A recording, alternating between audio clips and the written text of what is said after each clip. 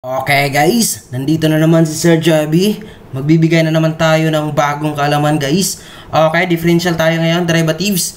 Okay, try natin i-differentiate yung y is equal to ln of 2x plus 3. Okay, we all know, review lang tayo kapag ln x, ang formula nito dy over dx, that is 1 over u times u prime, or that is simply, kapag i-simplify natin yan, that is u prime over u.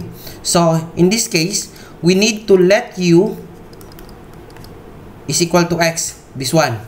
So kunin natin derivative ng u natin, derivative ng x is 1. So i-substitute natin yan dito. So ang derivative ng u natin is 1 over u natin is x. Therefore, derivative ng ln of x is 1 over x. Dito, Sir Javi, yung given natin, y ln 2x plus 3. So dito, hindi na x yung u natin. Ang u natin dito is 2x plus 3. Tama? So yung formula natin ng ln, dy over dx, that is simply 1 over u times u prime.